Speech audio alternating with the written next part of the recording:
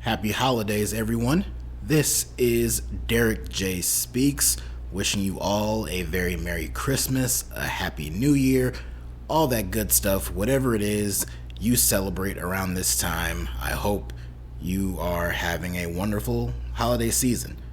And as we wind down this crazy year of 2022 in the world of professional wrestling, a lot of highs, a lot of lows, everything in between, I am here at this time to present to you guys my own personal list for the year 2022, my top 15 list of my favorite wrestling matches of 2022 exclusively from WWE and AEW, of course, with a little sprinkle of Ring of Honor in there. I kind of lumped that in with AEW, and there's only very specific Ring of Honor matches that are on this list, and you'll be able to guess which ones they are. But for the heck of it, we'll throw ROH in there too. No New Japan, no Impact, no MLW, no AAA or anything like that. Unfortunately, this was a year that I didn't really venture outside of the world of WWE and AEW. The closest I really came to following closely to any New Japan stuff was with the Forbidden Door show back over the summer between AEW and New Japan. And you'll see something from that show represented on this list. So didn't really pay that much attention to the New Japan stuff or anything outside of the WWE AEW bubble in the year 2022. I will hope to rectify that in 2023, especially within the first couple of days of 2023 with Wrestle Kingdom. We'll talk more about that later. But as of right now, this is my list, ranked from 15 all the way up to number 1. A couple of honorable mentions in there too. This is my list. This is what I looked at this year. I went through a bunch of different matches, rewatched quite a few.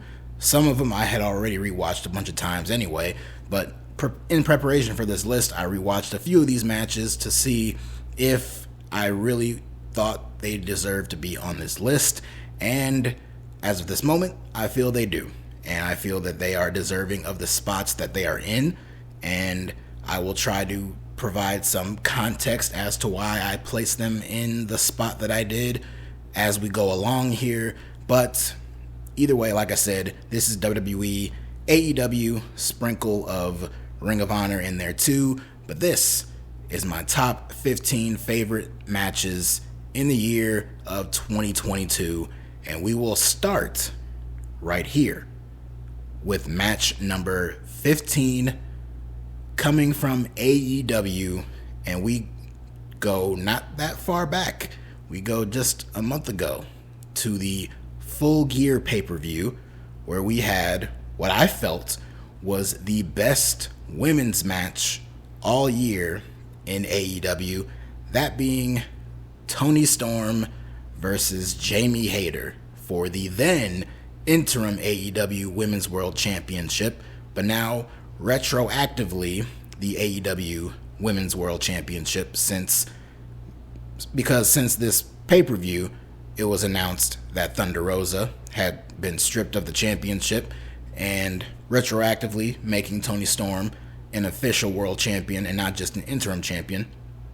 But this match here, this was a terrific championship match. We had a couple of really good matches in the AEW women's division this year. We had some with Thunder Rosa. We had some others with Toni Storm. We had some with Britt Baker. So we've had a few.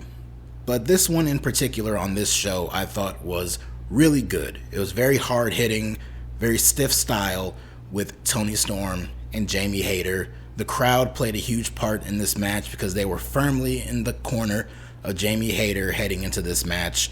And that atmosphere for this one really brought it to a big-time feel that not a lot of other women's championship pay-per-view matches had in AEW this year.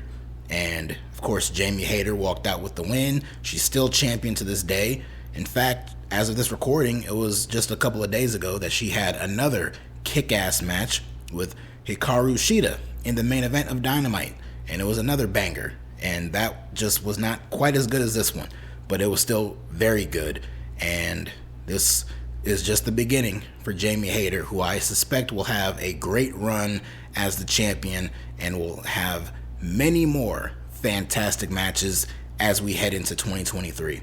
But she and Toni Storm come in first at the number 15 spot on this top 15 countdown. Up next, we go to match number 14, and this match comes to us from WWE. This one took place over the summer, and it is the only match from a particular team in WWE that is on this list, but that does not discount the amazing level of matches that they have had all year. That being the undisputed WWE Tag Team Champions, Jimmy and Jay, the Usos. They have had a phenomenal run as Tag Team Champions. Over 500 days as of today, they have been Tag Team Champions. They've had some great matches. They've had a few not so great, but for the most part, by and large, they've had some fantastic matches. And probably my favorite of the bunch this year took place at the Money in the Bank pay-per-view over the summer, and it was the Usos defending their tag team titles against the Street Profits. I thought this was a great match. This was not the first time we've seen the Usos and the Street Profits, and it was not the last time we saw the Usos and the Street Profits, but I did think that of the times that we've seen these two teams go one-on-one or two-on-two, whatever, this was easily the best of all those matches. And the Usos, they brought it like you would expect them to. Montez Ford was a standout in this match as well, but also this was a coming out party for one Angelo Dawkins, who many have kind of cast to the wayside when looking and comparing him and Montez Ford and thinking about life after the Street Profits and looking down the road as far as single stars and potential main event top tier talent in the company. A lot of people have very high expectations for Montez Ford, and rightfully so. He has a ton of talent, a lot of charisma, and many of those attributes that he has had flowing out of him since day one, they have not always been as apparent in Angelo Dawkins. And I believe Angelo Dawkins has taken that and it has kind of fueled him. He's even talked about that in interviews, and I believe that that came through in this match where he had the opportunity to really shine brighter than almost anyone in this match, and he was just on a warpath in this match, just very hard hitting, very flashy, very bombastic, and a lot more energy from Angelo Dawkins in this match that we had not really seen a whole lot of previously, and we have since seen a lot of it. They kind of stepped away in recent months due to some injuries, I believe, to Montez. Between the two of them, Ford has been the one who's been injured, so that kind of put them on the back burner a little bit. But I thought this was probably easily the best Street Profits match I've ever seen, and it was one of my, if not my absolute favorite, Usos match all year. It was a close call because very early in the year, on the very first day of the year, the Usos had a really great pay-per-view match with the New Day at the Day 1 pay-per-view, and that was a great match. But I believe this one at Money in the Bank topped that one and made its way onto this list. For match number 13, we come back around to AEW and we go to the Double or Nothing pay-per-view, where we had a very bloated card, but in the middle of this card, we had one of the craziest matches I have ever seen, and the name was very fitting because it was Anarchy in the Arena. It was the Jericho Appreciation Society taking on the Blackpool Combat Club along with Santana and Ortiz and Eddie Kingston. Everything about this match was absolutely bonkers, if I can use that word. It's a very divisive match because not everyone loved this match. For many of the reasons that people loved this match, many of those same reasons, people hated it and despised it and just could not get into it. And I will admit, we have seen so many garbage plunder matches in both AEW and WWE this year to the point of exhaustion. So many kendo sticks and chairs and tables and garbage cans and all this stuff. So much blood, especially from AEW. So much of that we've seen all year, almost ad nauseum, to a point of it being weekly. But in the midst of all those kinds of matches, I thought this one definitely stood out to me for its creativity, for the atmosphere that it created. The first big chunk of the match, they just kept playing Wild Thing, Jon Moxley's theme song, on a loop as all these guys are just fighting all over the place. I know this was kind of a branch off of the Stadium Stampede stipulation that we saw at Double or Nothing the previous couple years. And so this was kind of the evolution and the maturation of that stipulation. And I thought it worked. So don't try to do this match for the sake of doing it. If you want to do it again next year, hopefully it makes sense to do it. Otherwise, we could just kind of leave it here, because this was great. This was chaos at its finest, and I really enjoyed this match. Number 12, we are sticking with AEW. In fact, we're sticking with AEW for the next few slots here, and this one goes way, way early into the year. I wanted to stick this match on here and give it some love because it might have been forgotten about, but I didn't really fully forget about it.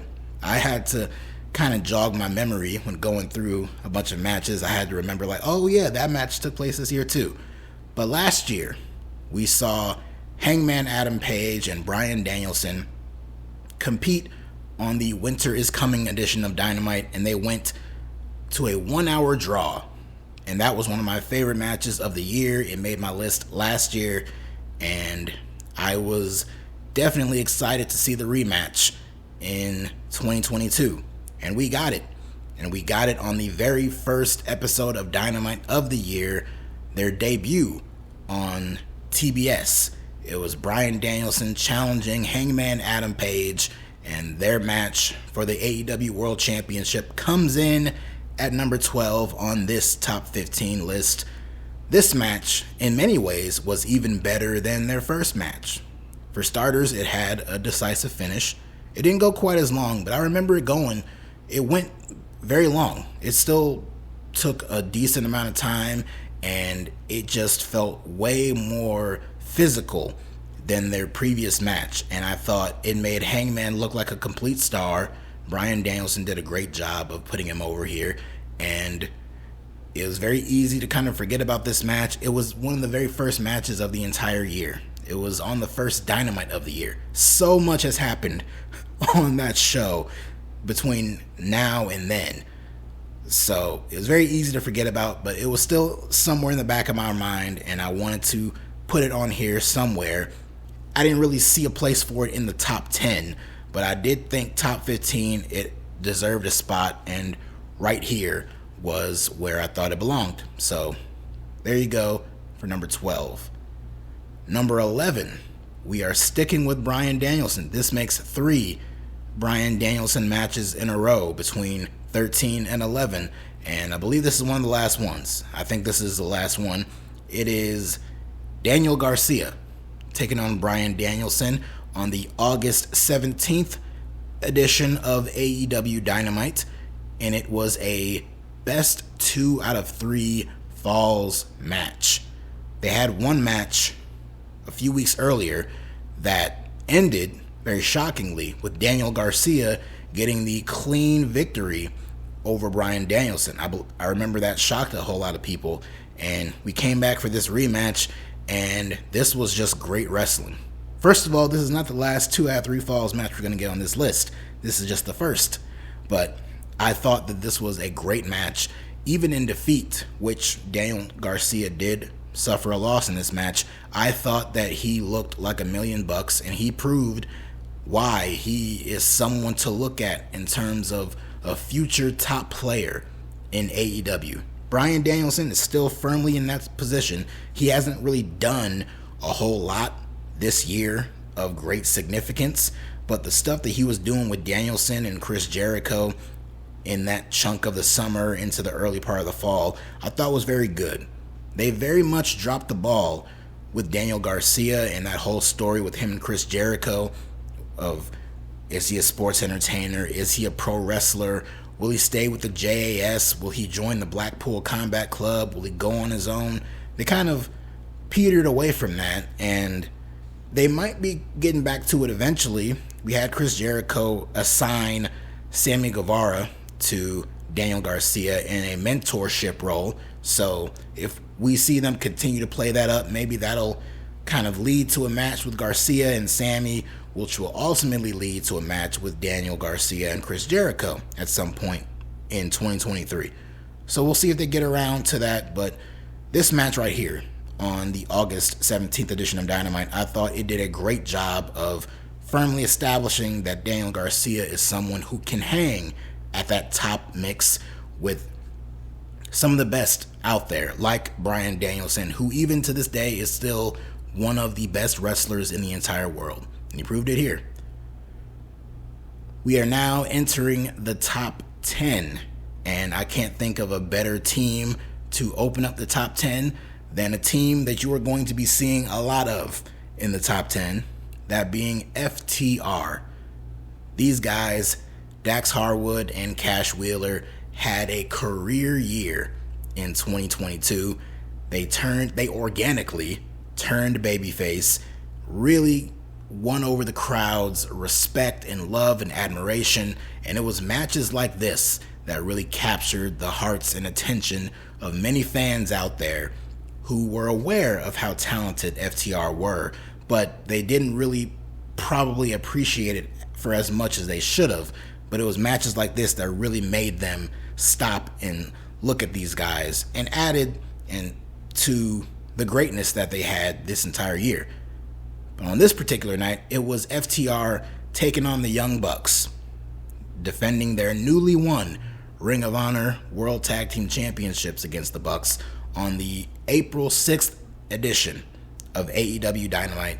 This came just a few days after the Ring of Honor Supercard of Honor show on WrestleMania weekend. That was the big show post the announcement of Tony Khan purchasing Ring of Honor and buying it and wanting to run it as a separate brand, a separate entity. On that show, FTR won the ROH Tag Team titles in some match. We'll see if we get to that later on or not. But they won them, and on that same night, they got attacked by the Young Bucks, and that paved the way for this big Dynamite main event just a few days later. And for a random match on TV, on a random episode of Dynamite, this was excellent. The fans were going crazy for this match, and the Young Bucks, they do not nearly get as much credit as they deserve for being great storytellers in the ring. FTR, like I said, they've always been great, but this year in particular, they really got a chance to show it and receive the love, the proper love and respect from the crowd that they deserve. This was a great match.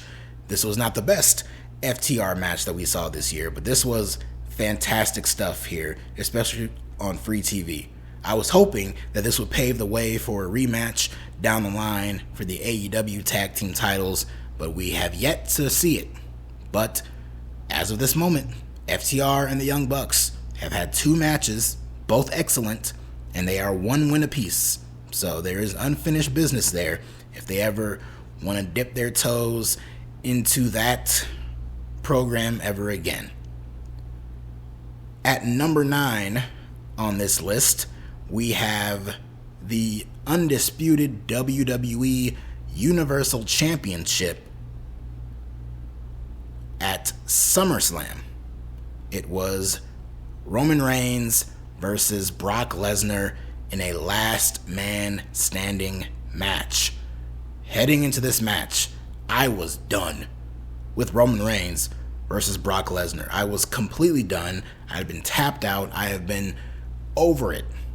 They had so many matches up to this point, not even counting the whole tribal chief Farmer Brock era of their feud. This goes back to 2015 at WrestleMania 31. And they've had so many matches. They were in 3 different WrestleMania main events. So when it was revealed that Brock Lesnar was once again getting a shot at Roman Reigns at SummerSlam for the championship, it was like, enough already. They announced it and they billed it as the final time they would ever face off, which they almost had to kind of make sure that there's some finality to it. Although with WWE, their credibility is not very strong, so you can only believe so much. But so far, they've held true to their word. But, we'll see what happens next year. But I was done, and one of the bigger problems was that a lot of the matches with Brock Lesnar and Roman Reigns weren't even all that good. Their best match was their first match in 2015. So even with the last man standing stipulation, I didn't really have a whole lot of faith heading into this match. But good God, they proved me wrong. This was a damn good match. And yes, I will say the reason this match is on this list is because of the ring spot, because it was very unique. I have never seen that in a match before. Brock Lesnar with a forklift or a bulldozer, whatever the hell it was, he lifted the ring while Roman Reigns was in the ring. He lifted it onto its side and Roman rolled and fell out of the ring. This is up there with Brock and Big Show breaking the ring with their superplex back in 2003 and other crazy moments like that. People getting thrown from a great height and crashing through the ring and all that kind of stuff. I've never in my life seen a case where the ring was lifted up and was placed onto its side the way it was in this match. And I just thought this was easily the best match that Roman Reigns and Brock Lesnar had since their very first one in 2015. And they said that this was their last match. Let's hope that they stay true to that, and I thought this was a damn good way to end this feud between these two guys. Keeping up with WWE, we go to number 8 in this countdown, and we rewind a little bit. I mentioned Roman Reigns and Brock Lesnar main eventing WrestleMania. They main evented WrestleMania earlier this year, and that match was not really all that good. But the night before, there was a really good match. In fact, there were several really good matches at night 1 of WrestleMania 38 this year. WrestleMania 38 night 1 was one of the best pro wrestling events all year. And one of the reasons for that was because of this match. It is, to my understanding, the only WWE women's match on this list because it was my favorite WWE women's match of the entire year. There's been some good ones, but this was the best. That being Becky Lynch defending her Raw Women's Championship against Bianca Belair. And the culmination to a story that started several months earlier at SummerSlam. When Becky Lynch returned, she beat Bianca in 21 seconds or something like that. Stole the championship from her, and everyone was saying, oh, Bianca's buried, she's done, how could they treat her like this? Becky went on to beat Bianca a few more times after that, and it was like, okay, well, what's the future of Bianca Belair?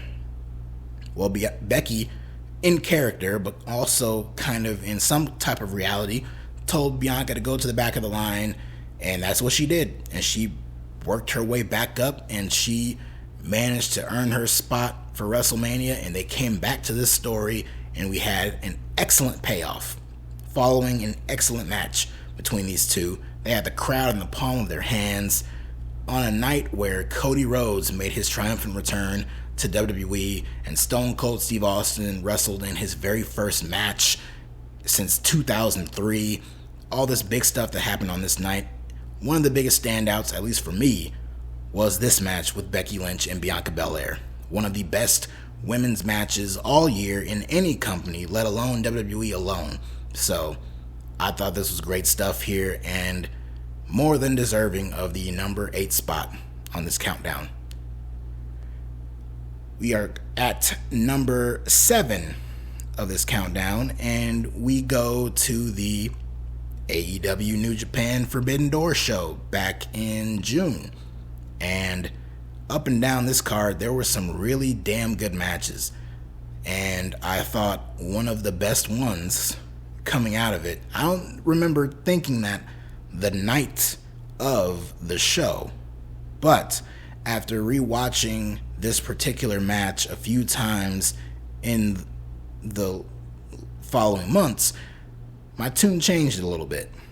And that was the IWGP United States Championship match with Will Ospreay defending the title against freshly squeezed Orange Cassidy.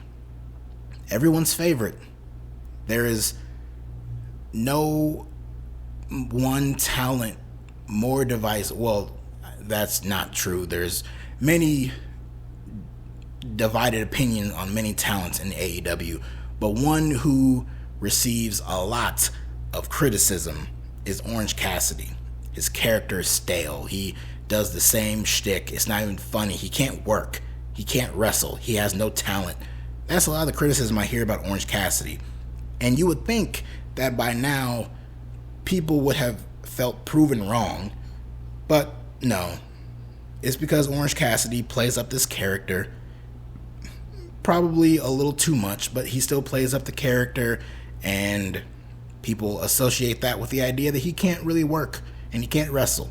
Well, matches like this prove otherwise. In fact, matches like this prove that he is really damn good. And it's not just because Will Ospreay was in there. Will Ospreay is one of the best in the world, no doubt about it. But it takes two to tango. He has to be in there with someone who knows equally how to work, how to respond to the crowd, how to play his character, how to play his role in the match to perfection. And Orange Cassidy proved that in this match. The whole story of the match was Will Ospreay not taking Orange Cassidy seriously, until finally he had no choice but to take him seriously as a serious threat to his championship. And I thought the two of them, this was not a match that I had in my mind for this show. This was a big Forbidden Door show, a bunch of dream matches with AEW and New Japan. Orange Cassidy was not the name that popped into my head as someone to face Will Ospreay on this show. But you know what? They went out there, and I figured they were going to have a really good match, and they did just that. In fact, they had even better than that. They had a fantastic match, and this was probably one of the best matches, if not the best match, on that entire Forbidden Door show. I believe initially, night of, I gave it to the Claudio Zack Sabre Jr. match because of the shock surprise of Claudio coming out. But upon further rewatches, hands down, it's this match. And it was probably the best match of Orange Cassidy's career, and it was a career highlight for him. So, great stuff here with OC and Will Ospreay on what was one of the better shows of the entire year, that Forbidden Door show. Up next, we are at number 6, and this is the first time I will be saying this, but not the last time. In this top list, we have FTR and The Briscoes. Yes, we are finally in that higher spot, and this is the first of 3 matches that these two teams had in 2022. This match taking place at Supercard of Honor on WrestleMania weekend. I believe it was the Friday before WrestleMania earlier this year. So on the same night that The Undertaker got inducted into the Hall of Fame, we also had this show, which gave us, up to that point, one of the best tag team matches of the entire year, FTR and the Briscoes. I don't want to say too much about this. I'll just talk specifically about this match. This was a really great match. I don't know what my expectations were going into it, but I knew coming out of it, this was a fantastic match between two incredible tag teams. And I don't want to say too much about it because I don't want to repeat myself too much, because this will not be the last time I talk about FTR and the Briscoes. So we'll kind of put that on hold for now, and we will circle back to that a little bit later. Cracking into the top 5. These are my top 5 favorite matches of the year, and coming in at number 5 was a match that I did not think would be in my top 5, but it is here. And I said it the night that I reviewed the Full Gear pay-per-view that 2 years in a row, the pay-per-view, the Full Gear pay-per-view that is, opened with a match of the year caliber match. Last year at Full Gear, it was MJF and Darby Allin. I believe that was my number one favorite match of the year last year. It was incredible. And now in 2022, Full Gear once again opened with a top tier match of the year candidate. And in this case, it was Luchasaurus taking on Jungle Boy Jack Perry in a steel cage match. These two guys have been a duo since day one in AEW. Jurassic Express. These are former tag team champions. They, of course, had Christian Cage with them, and that was the dividing factor. When Christian Cage turned on Jungle Boy, he and Luchasaurus aligned, and then unfortunately Christian Cage got injured, so we didn't really get to see a full payoff with Jungle Boy and Christian Cage, because that was where the heat was. But then that heat got transferred over onto Luchasaurus, who had Christian Cage in his corner as his mouthpiece, and it led to a really damn good match on an episode of Dynamite that saw Luchasaurus get the win. But then they came back around, they had this rematch at the pay-per-view inside of a steel cage, and I thought they knocked it out of the park.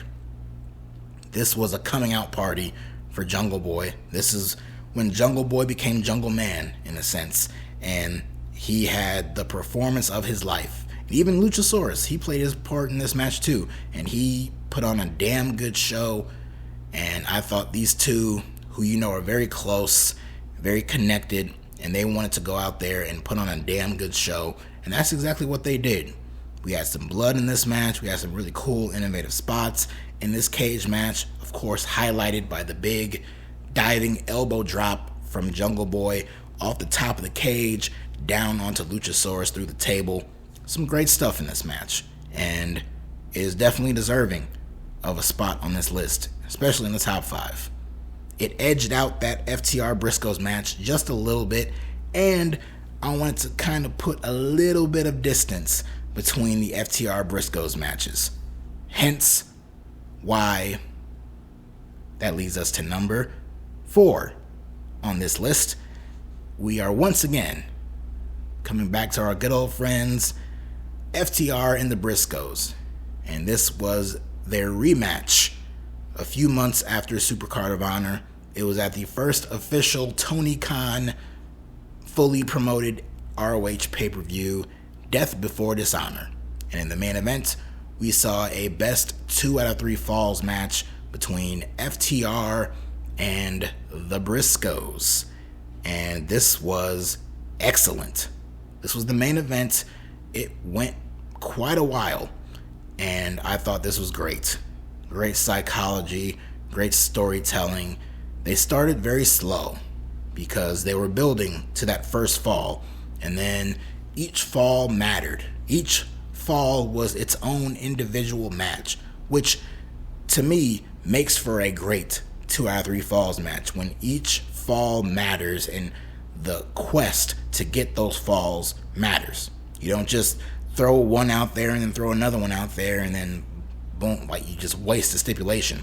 So I thought they played it up very well in this match, and these two teams, they're just gold. They mesh so well together.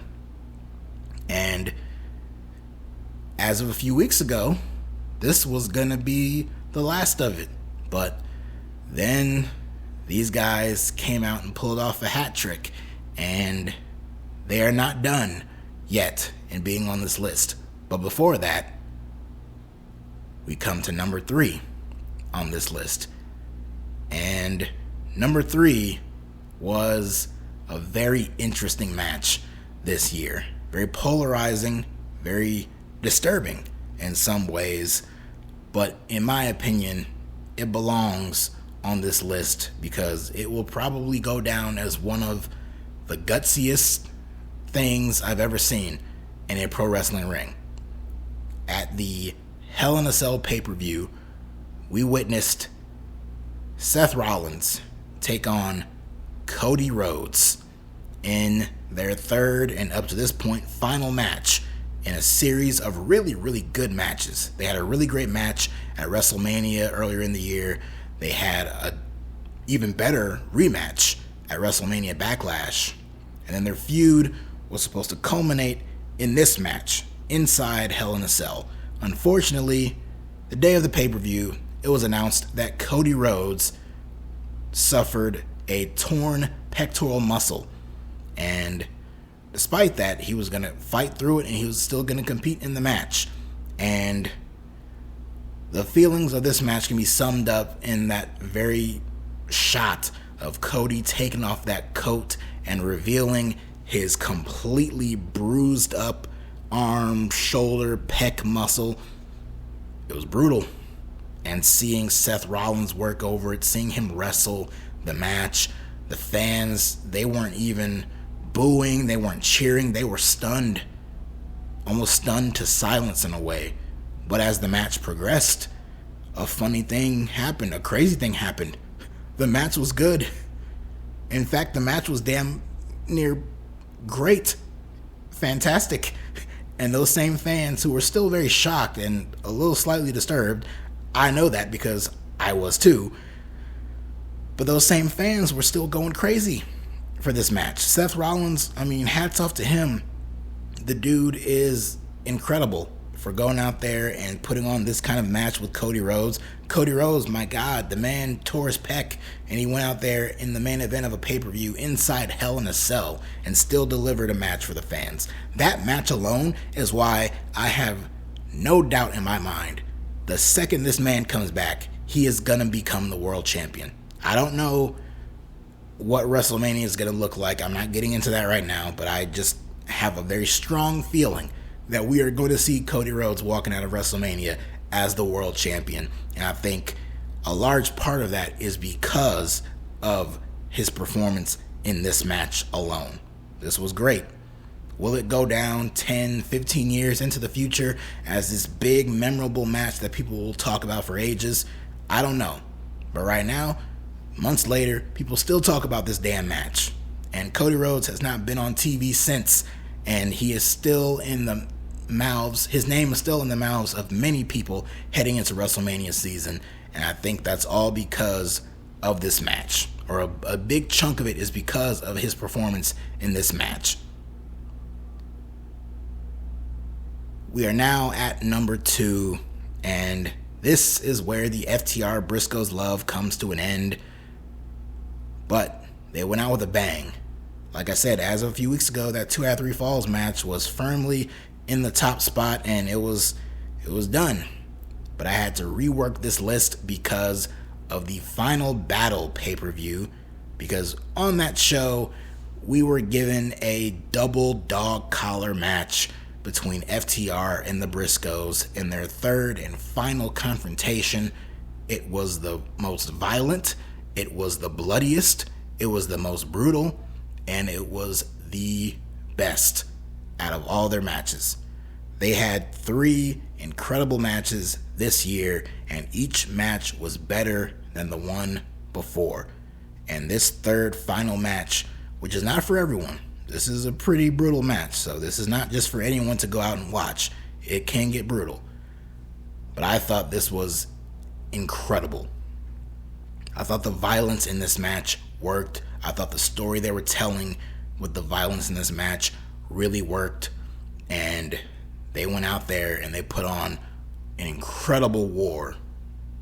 The war to end all wars between FTR and the Briscoes, with the chains and the chairs and the tables and everything in this match. Just the complete bloody messes these guys were after this match. They looked like they were in a fight, and this was easily the best match of the series. And I said it at the time of my review of Final Battle, I'll say it again. It is one of the best trilogies of matches I have ever seen from any tag teams in my life. And FTR and the Briscoes proved why they belong on anyone's list of best tag teams of the entire year. And I don't know what the future holds for FTR in AEW, but wherever they land in 2023, I just hope they are given the opportunity and spotlight to continue to showcase their elite skills and abilities. But with all that said, we now come to number one. My number one favorite match of the entire year. If you can do process of elimination, you can probably kind of guess what number one is, but it's still worth discussing because it was very hard. I really thought for a while that one of those FTR Briscoes matches was going to make it to number one on this list, but it was very difficult because I just kept going back and forth with those and this particular match. A match that when it was announced and made official, everyone immediately knew this was going to be a great match. And they were just ready for it. They just wanted to see these two guys go out there in a big stadium on a special show and put on a damn good fight. And that's exactly what the hell we got. Number one on my top 15 favorite WWE/AEW matches of 2022, the honors goes to Gunther and Sheamus and their Intercontinental Championship match at Clash at the Castle. My God, I don't know what else I can say about this match. I said everything there had to say in my review of Clash at the Castle, and boy, this was a great match. I loved every single one of those Briscoes FTR matches. Cody and Seth Rollins, just for the circumstances behind that match, was excellent. But this one right here, Sheamus and Gunther. Sheamus has been saying for months, talking about banger after banger after banger, and he proved it here. Sheamus is a severely underrated talent. He has been putting out great matches for years now. Gunther as well. He kind of flew under the radar because a lot of his great matches in WWE were taking place as the UK champion and taking place on those UK shows that not a whole lot of people were watching. And then he came over to the main roster. He won the Intercontinental Championship. It looked like so far they were building him up very nicely. And having him go up against Sheamus, who people liked, but not really a whole lot. Sheamus is just one of those guys who's just been on the roster for years. And he comes and goes. He's in the top spot. He slides down the card. No one really cares all that much. But here, heading into this match, people were excited for a fight, and that's exactly what they got. Sheamus had a standing ovation from that crowd after this match was over, and it was well-deserved. This was incredible. This was stiff. This was uncomfortable to watch at many times with some of the chops and intense, hard hits between the two guys. Sheamus's body was just all bruised up and red. It was crazy. And they had a rematch on SmackDown a few months later that was very good, but just not anywhere near the caliber of this. And Gunther walked out with the championship, but I really hope, despite rumors of a potential Brock Lesnar match, I do hope that they can somehow circle back to Sheamus and Gunther, and it can lead to Sheamus holding that Intercontinental Championship around his waist. I really want to see a third deciding match between these two guys at some point in the near future. Would love for that to be at WrestleMania, but if it can't be at WrestleMania, maybe Elimination Chamber in Montreal. I don't see a spot for it at the Royal Rumble right now. In fact, I'm pretty sure at the Rumble, that spot's going to go to Braun Strowman. So maybe just save Brock Lesnar, Bobby Lashley 3 for WrestleMania and give us Gunther and Sheamus 3 for the Intercontinental Championship, and finally give Sheamus the one championship left that he really wants in his career. It is the one championship, aside from the Universal title, the one title that has eluded him all these years, the Intercontinental Championship. The story is right there to tell. Some distance has already taken place between these two, so the story can feel refreshed. I really hope we get that match again, and I really hope it ends with Sheamus finally regaining that Intercontinental Championship. And regardless of when or if we get that match, I know if we do, that would easily be another top match contender for 2023, and I'm sure it would probably find its way on my list next year.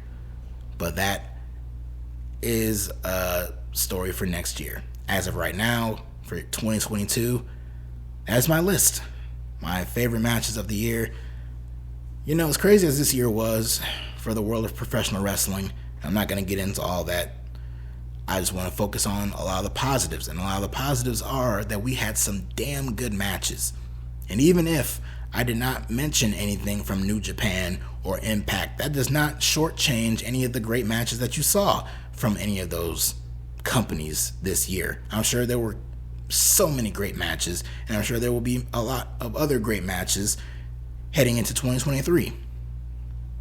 And I look forward to seeing those, and I look forward to seeing those on a more consistent basis so that those matches can be on my countdown next year.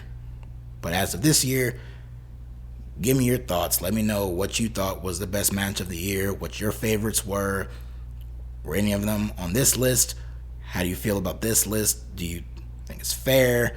Do you agree, disagree? Would you rearrange anything?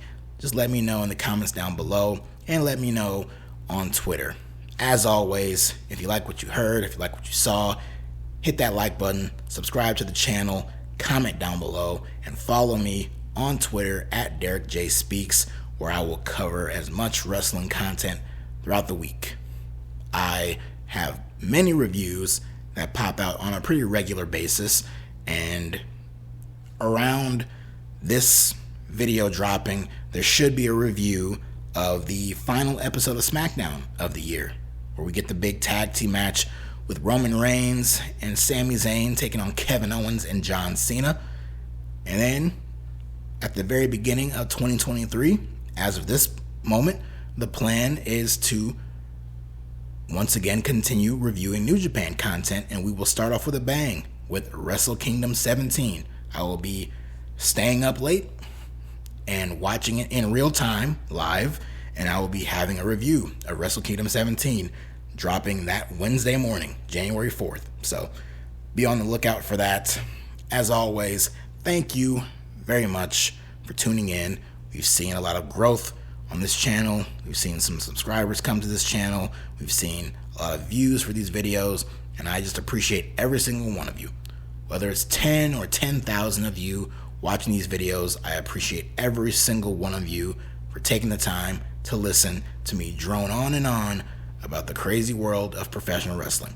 I thank you, I love you, I appreciate you, and I will see you next year in 2023.